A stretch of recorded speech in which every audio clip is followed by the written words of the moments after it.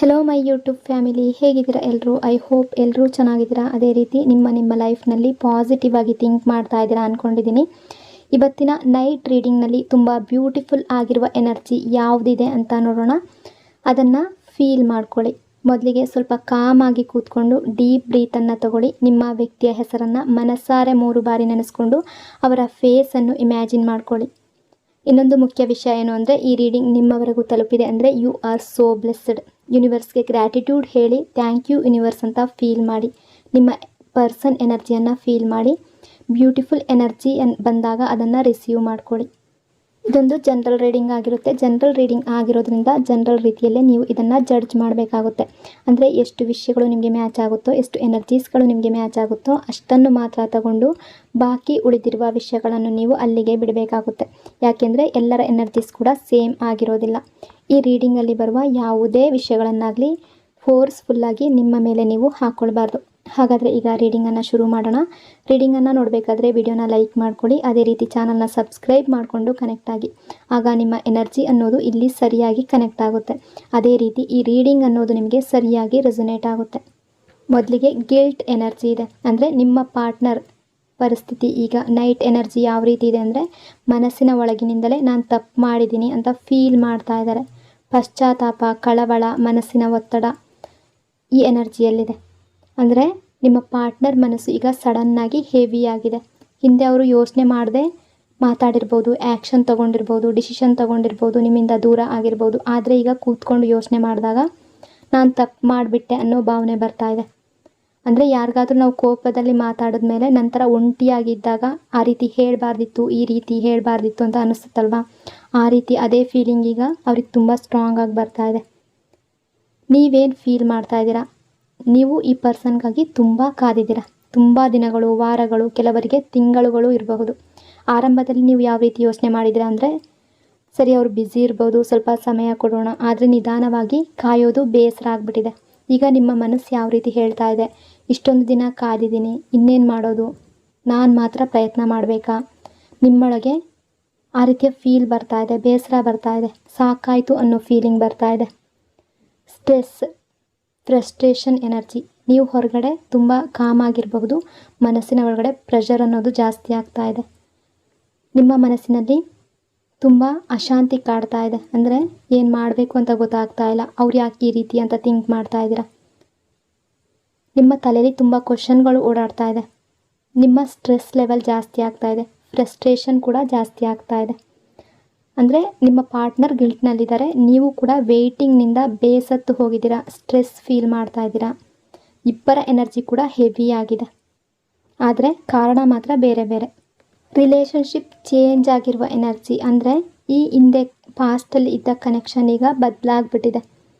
ಹಿಂದೆ ಸ್ಮೂತ್ ಆಗಿದ್ದ ರಿಲೇಷನ್ಶಿಪ್ ಈಗ ಸೈಲೆಂಟ್ ಆಗಿದೆ. ಮೊದಲು ಹೇಗಿತ್ತು ಅಂದರೆ, ನಿಮ್ಮಿಬ್ಬರ ನಡುವೆ ಎಲ್ಲವೂ ತುಂಬ ಲೈಟ್ ಆಗಿತ್ತು. ಯಾವಾಗ ಬೇಕಾದರೂ ಫೋನ್ ಮಾಡ್ತಾಯಿದ್ರಿ, ಮೆಸೇಜ್ ಮಾಡ್ತಾಯಿದ್ರಿ, ಮಾತಾಡೋದಕ್ಕೆ ಯಾವುದೇ ಹೆದರಿಕೆ ಇರಲಿಲ್ಲ. ಚಿಕ್ಕ ಜಗಳ ಆದರೂ ಕೂಡ ಒಬ್ಬರು ಸಾರಿ ಹೇಳ್ತಾಯಿದ್ರು, ಇನ್ನೊಬ್ಬರು ಪರವಾಗಿಲ್ಲ ಅಂತ ಒಪ್ಕೊಳ್ತಾಯಿದ್ರು. ಅಂದರೆ ನೀವಾಗಿರ್ಬೋದು, ಅವರಾಗಿರ್ಬೋದು. ಒಂದೆರಡು ದಿನದಲ್ಲಿ ಎಲ್ಲವೂ ಮತ್ತೆ ನಾರ್ಮಲ್ ಆಗ್ತಾಯಿತ್ತು. ಅಂದರೆ ಕನೆಕ್ಷನ್ ಫ್ರೀ ಆಗ್ತಾಯಿತ್ತು, ಒತ್ತಡ ಅನ್ನೋದು ಇರಲಿಲ್ಲ, ಈಗೋ ಕಡಿಮೆ ಇತ್ತು. ಆದರೆ ಈಗ ಪ್ರೆಸೆಂಟ್ ಸಿಚುವೇಶನ್ ಪರಿಸ್ಥಿತಿ ಹೇಗಿದೆ ಅಂದರೆ, ನೀವಿಬ್ಬರು ಸಡನ್ನಾಗಿ ಸೈಲೆಂಟ್ ಆಗಿಬಿಟ್ಟಿದ್ದೀರಾ. ಮಾತು ಕಡಿಮೆ ಆಗಿಲ್ಲ, ಸಂಪೂರ್ಣವಾಗಿ ನಿಂತೇ ಹೋಗಿರ್ಬೋದು. ಕೆಲವರ ಎನರ್ಜಿ ಪ್ರಕಾರ ಮೊದಲು ತುಂಬ ಮಾತಾಡ್ತಾ ಇದ್ದವರು ಈಗ ತುಂಬ ಕಡಿಮೆ ಆಗಿರ್ಬೋದು, ಅಥವಾ ಸಂಪೂರ್ಣವಾಗಿ ನಿಂತು ಹೋಗಿದೆ. ಮೊದಲು ದಿನಕ್ಕೊಂದ್ಸಲ ಮಾತಾಡ್ತಿದ್ರಿ, ಈಗ ದಿನಗಳೇ ಅಥವಾ ವಾರಗಳೇ ಕಳೆದಿರ್ಬೋದು, ತಿಂಗಳೇ ಕಳೆದಿರಬಹುದು. ನಿಮ್ಮ ಮೈಂಡ್ನಲ್ಲಿ ಏನು ನಡೀತಾ ಇದೆ ಅಂದರೆ, ನೀವೀಗ ಯೋಚನೆ ಮಾಡ್ತಾ ಇದ್ದೀರಾ, ನಾನು ಯಾಕೆ ಮೊದಲು ಹೋಗಬೇಕು, ಅವ್ರು ತಪ್ಪು ಮಾಡಿದ್ದು ಅವ್ರು ಬರಬೇಕು.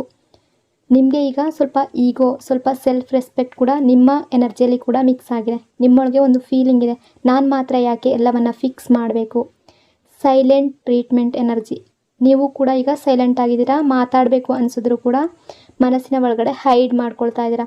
ಹೊರಗಡೆ ನೀವು ಸ್ಟ್ರಾಂಗ್ ಆಗಿ ತೋರಿಸ್ತಾ ಇದ್ದೀರಾ, ನಾನು ಫೈನ್ ಇದ್ದೀನಿ, ಓಕೆ ಇದ್ದೀನಿ ಅಂತ. ಆದರೆ ಮನಸ್ಸಿನ ಒಳಗಡೆ ಮಾತಾಡಬೇಕು ಅನ್ನೋ ಫೀಲಿಂಗ್ ಇದೆ. ಆದರೆ ನೀವು ಕಂಟ್ರೋಲ್ ಮಾಡ್ಕೊಳ್ತಾ ಇದ್ದೀರಾ, ಅವರೇ ಬರಲಿ ಆಗ ನೋಡೋಣ ಅನ್ನೋ ಫೀಲ್ ಇದೆ. ಹಿಂದೆ ಅಥವಾ ಪಾಸ್ಟಲ್ಲಿ, ರೀಸೆಂಟ್ ಪಾಸ್ಟಲ್ಲಿ ಈ ರಿಲೇಷನ್ಶಿಪ್ಪಲ್ಲಿ ಲವ್ ಇತ್ತು, ಕೇರ್ ಇತ್ತು, ಫ್ರೀ ಕಮ್ಯುನಿಕೇಷನ್ ಇತ್ತು. ಈಗ ಸೈಲೆನ್ಸ್, ಈಗೋ, ಡಿಸ್ಟೆನ್ಸ್. ಇಬ್ಬರು ಮಾತಾಡಬೇಕು ಅಂತ ಅಂದ್ಕೊಳ್ತಾ ಇದ್ದೀರಾ, ಆದರೆ ಯಾರೂ ಮೊದಲಿಗೆ ಸ್ಟೆಪ್ ತಗೊಳ್ತಾ ಇಲ್ಲ. Realization energy. Silence, stress. ಅಂದರೆ ನೀವು ಸೈಲೆಂಟ್ ಆಗಿದ್ದೀರಾ, ಒಳಗಡೆ ಒತ್ತಡ ಇದೆ, ನೀವು ಸಂಪೂರ್ಣವಾಗಿ ಸೈಲೆಂಟ್ ಆಗಿದ್ದೀರಾ, ಮಾತಾಡಬೇಕು ಅಂತ ಅನ್ನಿಸ್ತಾ ಇದೆ ಆದರೆ ಮಾತಾಡ್ತಾ ಇಲ್ಲ. ಹೊರಗಡೆ ನೀವು ನಾರ್ಮಲ್ ಆಗಿರ್ಬೋದು, ಆದರೆ ಮನಸ್ಸಿನ ಒಳಗಡೆ ಏನಾಗ್ತಾ ಇದೆ ಅಂದರೆ ತುಂಬ ಸ್ಟ್ರೆಸ್ ಆಗಿದೆ. ಕ್ವಶನ್ಗಳು ನಿಮ್ಮ ಮನಸ್ಸಿನಲ್ಲಿ ಕೆಲವೊಮ್ಮೆ ತುಂಬ ಫೀಲ್ ಮಾಡ್ಕೊಳ್ತಾ ಇದ್ದೀರಾ, ಸಾಕಾಯಿತು, ಇನ್ನೂ ಸಾಧ್ಯ ಇಲ್ಲ ಅನ್ನೋ ಫೀಲ್ ಆಗ್ತಾ ಇದೆ. ಈ ರಿಲೇಷನ್ಶಿಪ್ ಈಗ ಒಂದು ದೊಡ್ಡ ಚೇಂಜ್ಗೆ ಹೋಗ್ತಾ ಇದೆ. ಅಂದರೆ ಹಿಂದಿನ ಹಾಗೆ ಇರೋದಿಲ್ಲ, ಏನಾದರೂ ಕ್ಲಿಯರ್ ಆಗಬೇಕು ಅಥವಾ ದೊಡ್ಡ ಡಿಸಿಷನ್ ಬರಬೇಕು ಅನ್ನೋ ರೀತಿ ನೀವು ಫೀಲ್ ಮಾಡ್ತಾ ಇದ್ದೀರಾ.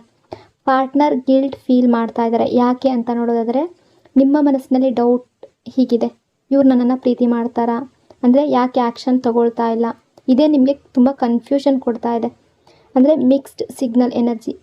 ಈ ಪರ್ಸನ್ ಒಂದಿನ ನೀವು ನನಗೆ ತುಂಬ ಸ್ಪೆಷಲ್ ಅಂತ ಫೀಲ್ ಮಾಡಿಸ್ತಾರೆ, ಇನ್ನೊಂದು ದಿನ ಕೋಲ್ಡಾಗಿ ನಿಮ್ಮಿಂದ ದೂರ ಬಿಹೇವ್ ಮಾಡ್ತಾರೆ. ಅದರಿಂದ ನೀವು ಗೊಂದಲ, ಕನ್ಫ್ಯೂಷನ್ನಲ್ಲಿ ಸಿಕ್ಕಾಕೊಂಡಿದ್ದೀರಾ. ನಿಜವಾಗ್ಲೂ ಪ್ರೀತಿ ಇದೆಯಾ ಇಲ್ವಾ ಅಂತ ಫೀಲ್ ಬರ್ತಾ ಇದೆ. ನಿಮಗೆ ಯಾವತ್ತೂ ಕ್ಲಿಯರಾಗಿ ಉತ್ತರ ಸಿಕ್ಕಿಲ್ಲ. ಅಂದರೆ ಇವರ ಸ್ವಭಾವ ಏನು ಅಂದರೆ ಮನಸ್ಸಿನಲ್ಲಿ ತುಂಬ ಫೀಲಿಂಗ್ ಇದೆ, ಆದರೆ ಹೇಳೋದಿಲ್ಲ, ಓಪನ್ನಾಗಿ ಎಕ್ಸ್ಪ್ರೆಸ್ ಮಾಡೋದಿಲ್ಲ. ಮನಸ್ಸಿನ ಒಳಗಡೆ ಇಟ್ಕೊಂಡು ಕನ್ಫ್ಯೂಷನ್ ಕ್ರಿಯೇಟ್ ಮಾಡ್ತಾರೆ, ನಿಮ್ಮನ್ನು ಕನ್ಫ್ಯೂಸ್ ಮಾಡ್ತಾರೆ. ಕೆಲವೊಮ್ಮೆ ಕೋಪದಲ್ಲಿ ಅಥವಾ ಸಿಟ್ಟಿನಲ್ಲಿ ಯೋಚಿಸದೆ ಏನೋ ಇರಬಹುದು, ಬಿಹೇವ್ ಮಾಡಿರ್ಬೋದು, ಒರಟಾಗಿ ಹೇಳಿರಬಹುದು. ಆ ಕ್ಷಣದಲ್ಲಿ ಅವರಿಗೆ ಸರಿ ಅಂತ ಅನಿಸಿರುತ್ತೆ, ಆದರೆ ಒಂಟಿಯಾಗಿ ಇದ್ದಾಗ ನಾನು ತಪ್ಪು ಮಾಡಿಬಿಟ್ಟೆ ಅಂತ ಅನ್ನಿಸ್ತಾ ಇದೆ. ನಿಮ್ಮ ಹೃದಯಕ್ಕೆ ಬಂದ ನೋವು, ಅವ್ರು ಹೇಳಿದ ಕೆಲವು ಮಾತುಗಳು ಸಾಮಾನ್ಯ ಮಾತುಗಳಲ್ಲಿ ಆಗದೇ ಇರಬಹುದು. ಅದು ನಿಮ್ಮ ಮನಸ್ಸಿಗೆ ತುಂಬ ತಾಕಿದೆ. ನೀವು ಅದನ್ನು ಇನ್ನೂ ಕೂಡ ಮರ್ತಿಲ್ಲ, ನೀವು ಅದನ್ನೇ ಯೋಚನೆ ಮಾಡ್ತಿದ್ದೀರಾ. ಇವ್ರು ಹೀಗೆ ಹೇಳ್ತಾರೆ ಅಂತ ನಾನು ಊಹೆ ಕೂಡ ಮಾಡಿರಲಿಲ್ಲ ಅನ್ನೋ ರೀತಿ ಫೀಲ್ ಮಾಡ್ತಾ ಇದ್ದೀರಾ. ಈಗ ಅವ್ರಿಗೆ ಏನಾಗ್ತಾ ಇದೆ ಅಂದರೆ ಈಗ ಆ ಮಾತುಗಳು ಅವರಿಗೆ ನೆನಪಾಗ್ತಾ ಇದೆ. ನಾನು ಅವ್ರಿಗೆ ತುಂಬ ನೋವು ಕೊಟ್ಟಿದ್ದೀನಿ ಅನ್ನೋ ರಿಯಲೈಸೇಷನ್ ಬರ್ತಾ ಇದೆ. ಅದರಿಂದ ಗಿಲ್ಟ್ ಫೀಲ್ ಬರ್ತಾ ಇದೆ. ಹೊರಗಡೆ ಹೇಳ್ಕೊಳ್ದೇ ಇರ್ಬೋದು, ಮನಸ್ಸಿನ ಒಳಗಡೆ ತುಂಬ ನೋವು ಕಾಡ್ತಾ ಇದೆ. Fighting energy, stuck feeling. ಇವರು ತುಂಬ ಮಿಸ್ಟೀರಿಯಸ್ ಆಗಿದ್ದರು. ಅವ್ರು ನಿಮ್ಮ ಜೊತೆ ಮಾತಾಡಬೇಕು ಅಂತ ಬಯಸ್ತಾ ಇದ್ದಾರೆ, ನಿಮ್ಮ ಜೊತೆ ಟೈಮ್ ಕಳೀಬೇಕು ಅಂತ ಕೂಡ ಬಯಸ್ತಾರೆ, ನಿಮ್ಮನ್ನು ತುಂಬ ಮಿಸ್ ಮಾಡ್ತಾ ಇದ್ದಾರೆ. ಆದರೆ ತಮ್ಮದೇ ಆ್ಯಕ್ಷನ್ಗಳಿಗೆ ಅವರು ಡಿಸಪಾಯಿಂಟ್ ಫೀಲ್ ಮಾಡ್ತಾ ಇದ್ದಾರೆ. ನಾನು ಯಾಕೆ ಆ ರೀತಿ ಮಾಡಿದೆ ಅಂತ ಅವರ ಮೇಲೆ ಅವರಿಗೆ ಕೋಪ ಬರ್ತಾ ಇದೆ. ಸ್ಟಕ್ ಆಗಿದ್ದಾರೆ. ಅವರ ಏನು ಟೈಮ್ ಇತ್ತು, ಅವ್ರಿಗೆ ಯಾವಾಗ ಟೈಮ್ ಇತ್ತು ನಿಮ್ಮ ಜೊತೆ ಟೈಮ್ ಸ್ಪೆಂಡ್ ಮಾಡಬೇಕಾದ್ರೆ, ಈ ರಿಲೇಷನ್ಶಿಪ್ ಚೆನ್ನಾಗಿರಬೇಕಾದ್ರೆ ಅವರು ಆ್ಯಕ್ಷನ್ ತಗೊಳ್ಬೇಕಿತ್ತು. ಆಗ ಅವರು ಆ್ಯಕ್ಷನ್ ತಗೊಳ್ಳಿಲ್ಲ, ಹಿಂದೆ ಸರಿದ್ರು. ಅದು ಅವ್ರು ಮಾಡಿದ ದೊಡ್ಡ ಮಿಸ್ಟೇಕ್ ಆಗಿತ್ತು. ಅವರು ದೊಡ್ಡ ದೊಡ್ಡ ಪ್ರಾಮಿಸ್ ಮಾಡಿರಬಹುದು ನಿಮಗೆ, ಅದನ್ನೆಲ್ಲ ಅವರು ನಿಭಾಯಿಸಲಿಲ್ಲ. ನಿಮ್ಗೆ ಅನ್ನಿಸ್ತಾ ಇದೆ ಅವ್ರು ನನಗೆ ಮೋಸ ಮಾಡಿದ್ದಾರೆ ಅಂತ.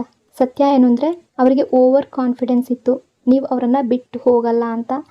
ಅದೇ ಕಾರಣಕ್ಕೆ ಅವರು ನಿಮ್ಮನ್ನು ಈಸಿಯಾಗಿ ತಗೊಂಡ್ರು ಅಥವಾ ನೆಗ್ಲೆಕ್ಟ್ ಮಾಡಿರಬಹುದು, ನಿಮಗೆ ನೋವು ಕೊಟ್ಟಿದ್ದಾರೆ. ಈಗ ನಿಮ್ಮನ್ನು ಅವರ ನೆನಪುಗಳಿಂದ ಬಂಧಿಸಿದ್ದಾರೆ. ನಿಮ್ಮನ್ನು ಮುಂದೆ ಹೋಗೋದಕ್ಕೂ ಬಿಡ್ತಾ ಇಲ್ಲ, ಹಿಂದೆ ಬರೋದಕ್ಕೂ ಕೂಡ ಬಿಡ್ತಾ ಇಲ್ಲ. ನಿಮಗೆ ಸ್ಟಕ್ ಫೀಲಿಂಗ್ ಕೊಡ್ತಾ ಇದ್ದಾರೆ. ಇನ್ನು ಎಲ್ಲರ ರಿಲೇಷನ್ಶಿಪ್ಪಲ್ಲಿ ಅಲ್ಲ, ಕೆಲವರ ರಿಲೇಷನ್ಶಿಪ್ಪಲ್ಲಿ ಥರ್ಡ್ ಪಾರ್ಟಿ ಎನರ್ಜಿ ಕೂಡ ಇದೆ. ಅಂದರೆ ಥರ್ಡ್ ಪಾರ್ಟಿ ಅನ್ನೋದು ಫ್ಯಾಮಿಲಿ ಆಗಿರ್ಬೋದು, ಫ್ರೆಂಡ್ಸ್ ಆಗಿರ್ಬೋದು, ಅಥವಾ ಹೊರಗಿನ ಸಿಚುವೇಶನ್ ಆಗಿರ್ಬೋದು, ಜಾಬ್ ಆಗಿರ್ಬೋದು, ಕೆರಿಯರ್ ಆಗಿರ್ಬೋದು, ಅಥವಾ ಇನ್ನೊಬ್ಬ ವ್ಯಕ್ತಿ ಕೂಡ ಆಗಿರ್ಬೋದು, ಅಥವಾ ಯಾರೋ ತಪ್ಪು ವ್ಯಕ್ತಿಯ ಮಾತು ಕೇಳಿ ನಿಮ್ಮಿಂದ ದೂರ ಆಗಿರ್ಬೋದು. ಹಾಗಾಗಿ ಈ ರಿಲೇಷನ್ಶಿಪ್ ಅನ್ನೋದು ಹಾಳಾಗಿದೆ. ಈಗ ಅವರಿಗೆ ಅದರ ರಿಯಲೈಸೇಷನ್ ಆಗ್ತಾ ಇದೆ, ನಾನು ತಪ್ಪು ಜನರ ಮಾತು ಕೇಳಿದ್ದೀನಿ ಅನ್ನೋ ಫೀಲ್ ಬರ್ತಾ ಇದೆ. ಒಂದು ಟರ್ನಿಂಗ್ ಪಾಯಿಂಟ್ ಏನು ಅಂದರೆ ಅವರ ಲೈಫ್ನಲ್ಲಿ ಒಂದು ಕಾರ್ಮಿಕ್ ಸೈಕಲ್ ಮುಗೀತಾ ಇದೆ. ಯೂನಿವರ್ಸ್ ಎಲ್ಲ ನೋಡ್ತಾ ಇದೆ, ನೀವು ಎಷ್ಟು ನೋವು ಅನುಭವಿಸಿದಿರೋ, ಎಷ್ಟು ಪೇಯ್ನ್ ತಗೊಂಡಿದ್ದೀರೋ. ಈಗ ಯೂನಿವರ್ಸ್ ಅವರಿಗೆ ಲೆಸನ್ ಕಲಿಸ್ತಾ ಇದೆ. ಅಂದರೆ ನಿಮ್ಮ ಮೌಲ್ಯ, ನಿಮ್ಮ ವ್ಯಾಲ್ಯೂ ಏನು ಅನ್ನೋದು ತಿಳ್ಕೊ ಅಂತ ಈ ವ್ಯಕ್ತಿಗೆ ಲೆಸನ್ ಕಲಿಸ್ತಾ ಇದೆ. ಅವರೀಗ ಲೆಸನ್ ಕಲಿತಾ ಇದ್ದಾರೆ.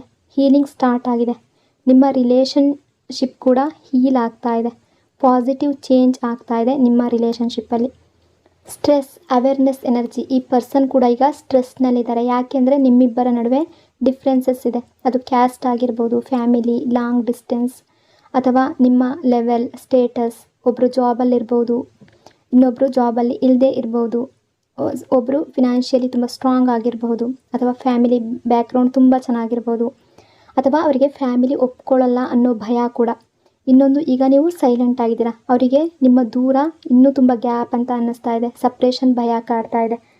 ಅಂದರೆ ಎಲ್ಲಿ ಮತ್ತೆ ಅವರು ಮಾಡಿದ ತಪ್ಪಿನಿಂದ, ಅವ್ರು ನಿಮಗೆ ತುಂಬ ಪ್ರಾಮಿಸ್ಗಳನ್ನು ಕೊಟ್ಟು ಅದನ್ನು ನಿಭಾಯಿಸಲಿಲ್ಲ, ಆ ತಪ್ಪಿನಿಂದ ಮತ್ತೆ ಅವರು ನಿಮ್ಮ ಲೈಫ್ಗೆ ಬಂದಾಗ ನೀವು ಎಲ್ಲಿ ಅವರನ್ನು ದೂರ ತಳ್ತೀರೋ ಅನ್ನೋ ಫೀಲ್ ಬರ್ತಾ ಇದೆ. ರಿಜೆಕ್ಟ್ ಮಾಡ್ತೀರಾ ಅನ್ನೋ ಫೀಲ್ ಬರ್ತಾ ಇದೆ.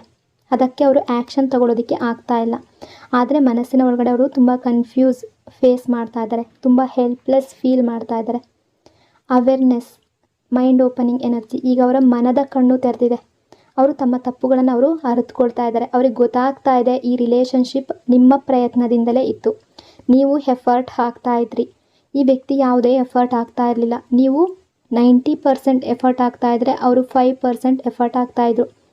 ಸೊ ನಿಮ್ಮ ಕಡೆಯಿಂದಲೇ ಈ ರಿಲೇಷನ್ಶಿಪ್ ಅನ್ನೋದು ಬ್ಯಾಲೆನ್ಸ್ ಆಗ್ತಾ ಇತ್ತು. ನೀವು ಎಫರ್ಟ್ ಹಾಕ್ತಾ ಇದ್ದೀರಾ. ನೀವು ತುಂಬ ಟೈಮ್ ಕೊಟ್ರಿ, ತುಂಬ ಈ ವ್ಯಕ್ತಿಗಾಗಿ ತುಂಬ ಸ್ಯಾಕ್ರಿಫೈಸ್ ಮಾಡಿದ್ರಿ. ಬಟ್ ಇವರು ಏನನ್ನೂ ಕೂಡ ಮಾಡಲಿಲ್ಲ. ಈಗ ಅವರು ಎಫರ್ಟ್ ಹಾಕಬೇಕು ಅಂತ ಅರ್ಥ ಮಾಡ್ಕೊಂಡಿದ್ದಾರೆ. ಅವರು ನಿಮ್ಮನ್ನು ಮತ್ತೆ ನಿಮ್ಮ ಮನಸ್ಸನ್ನು ಗೆಲ್ಲಬೇಕು ಅನ್ನೋ ಯೋಚನೆ ಮಾಡ್ತಾ ಇದ್ದಾರೆ. Transformation plus love energy. ಅವರು ನಿಮ್ಮ ಮೇಲೆ ತುಂಬ ಇಂಪ್ರೆಸ್ಡ್ ಆಗಿದ್ದಾರೆ. ನಿಮ್ಮ ಪ್ಯೂರ್ ಹೃದಯಕ್ಕೆ ಅವರು ಸೋತು ಹೋಗಿದ್ದಾರೆ. ನಾನು ಇಂತಹ ವ್ಯಕ್ತಿಯನ್ನು ನೋಯಿಸಿದ್ದೀನಿ ಅಂತ ಫೀಲ್ ಆಗ್ತಾ ಇದೆ. ಪಶ್ಚಾತ್ತಾಪ ಅವರನ್ನು ಕಾಡ್ತಾ ಇದೆ. ಅವರ ಪಶ್ಚಾತ್ತಾಪ ಅವರನ್ನು ಬದಲಾಯಿಸ್ತಾ ಇದೆ. ಅವರು ಮತ್ತೆ ನಿಮ್ಮ ಹತ್ರ ಆಕರ್ಷಿತರಾಗ್ತಾ ಇದ್ದಾರೆ. ಅಟ್ರ್ಯಾಕ್ಷನ್ ಫೀಲ್ ಮಾಡ್ತಾ ಇದ್ದಾರೆ. ನಿಮ್ಮ ಪ್ರೀತಿ ಅವರನ್ನು ನಿಮ್ಮ ಕಡೆಗೆ ಎಳಿತಾ ಇದೆ. ಅವರೀಗ ಬದಲಾಗ್ತಾ ಇದ್ದಾರೆ. ನಿಮಗಾಗಿ ಚೇಂಜ್ ಆಗಬೇಕು ಅಂತ ಬಯಸ್ತಾ ಇದ್ದಾರೆ. Communication energy. ಅವರು ನಿಮಗೆ ಮೆಸೇಜ್ ಮಾಡಬಹುದು. ಸಡನ್ನಾಗಿ ಮೆಸೇಜ್ ಬರ್ಬೋದು, ಕಾಲ್ ಬರ್ಬೋದು, ಡೈರೆಕ್ಟ್ ಕಮ್ಯುನಿಕೇಷನ್ ಕೂಡ ಬರ್ಬೋದು. ಅವರು ತಮ್ಮ ಫೀಲಿಂಗ್ಸನ್ನು ತುಂಬ ದಿನ ಸಪ್ರೆಸ್ ಮಾಡಿದ್ದಾರೆ. ಬಟ್ ಈಗ ಅದು ಹೊರಗಡೆ ಬರ್ತಾ ಇದೆ. ನಿಮ್ಮ ಜೊತೆ ಮಾತಾಡಬೇಕು ಅನ್ನೋ ಫೀಲ್ ಜಾಸ್ತಿ ಆಗ್ತಾ ಇದೆ. ನೀವು ಇಬ್ಬರು ಒಟ್ಟಿಗೆ ಇರಬೇಕು ಅನ್ನೋ ಮನಸ್ಸು ಜಾಸ್ತಿ ಆಗ್ತಾ ಇದೆ. ಕಮಿಟ್ಮೆಂಟ್ ಕೊಡಬೇಕು ಅನ್ನೋ ರೀತಿ ಥಿಂಕ್ ಮಾಡ್ತಾ ಇದ್ದಾರೆ. ಸೋಲ್ಮೇಟ್ ರೀತಿ ಫೀಲ್ ಮಾಡ್ಕೊಳ್ತಾ ಇದ್ದಾರೆ. ಡೆಸ್ಟಿನಿ ಕನೆಕ್ಷನ್ ಇದೆ ಅನ್ನೋ ಫೀಲಿಂಗ್ಸ್ ಇದೆ. ಅವರು ಮತ್ತೆ ನಿಮ್ಮ ಹತ್ರ ಬರುವ ಎನರ್ಜಿ ಕಾಣ್ತಾ ಇದೆ. ಅಂದರೆ ಡೆಸ್ಟಿನಿ ಅನ್ನೋದು ಇದ್ದರೆ ಯಾರು ಏನೇ ಮಾಡಿದ್ರು, ಏನೇ ಅಡ್ಡ ಬಂದರೂ ಕೂಡ ಏನೂ ಮಾಡೋದಕ್ಕೆ ಆಗೋದಿಲ್ಲ.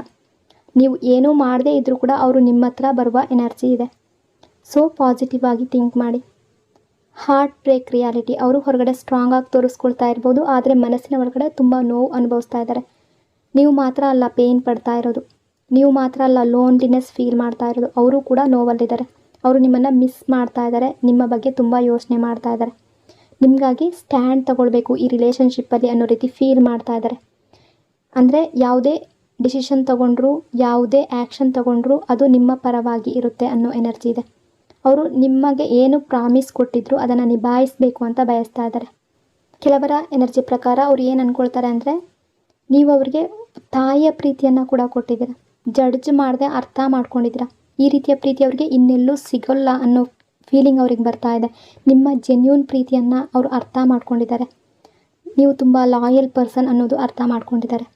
ಇನ್ನು ನಿಮಗೆ ಯಾವ ರೀತಿಯ ಗೈಡೆನ್ಸ್ ಇದೆ ಅಂತ ನೋಡೋದಾದರೆ, ಪೇಷನ್ಸ್ ಅನ್ನೋದು ಇರಲಿ. ತುಂಬ ಚೇಸ್ ಮಾಡೋದು, ಸ್ಟಾಕ್ ಮಾಡೋದು ಮಾಡಬೇಡಿ. ನಿಮ್ಮ ಎನರ್ಜಿಯನ್ನು ನೀವು ತುಂಬ ವೀಕ್ ಮಾಡ್ಕೋಬೇಡಿ, ಸ್ಟ್ರಾಂಗ್ ಮಾಡ್ಕೊಳ್ಳಿ. ನಿಮ್ಮ ಫೋಕಸ್ ಅನ್ನೋದು ನಿಮ್ಮ ಫ್ಯಾಮಿಲಿ ಮೇಲೆ, ನಿಮ್ಮ ಕೆರಿಯರ್ ಮೇಲೆ, ನಿಮ್ಮ ಗ್ರೋತ್ ಮೇಲೆ ಇರಲಿ. ನೀವು ನಿಮ್ಮ ವೈಬ್ರೇಷನ್ ಹೆಚ್ಚು ಮಾಡಿಕೊಂಡ್ರೆ ಅವರು ಸ್ವತಃ ನಿಮ್ಮ ಕಡೆಗೆ ಬರ್ತಾರೆ. ಇದು ತುಂಬ ಸುಂದರವಾಗಿರುವ ಬ್ಯೂಟಿಫುಲ್ ಎನರ್ಜಿ. ಈ ಬ್ಯೂಟಿಫುಲ್ ಎನರ್ಜಿಯನ್ನು ರಿಸೀವ್ ಮಾಡ್ಕೊಳ್ಳಿ.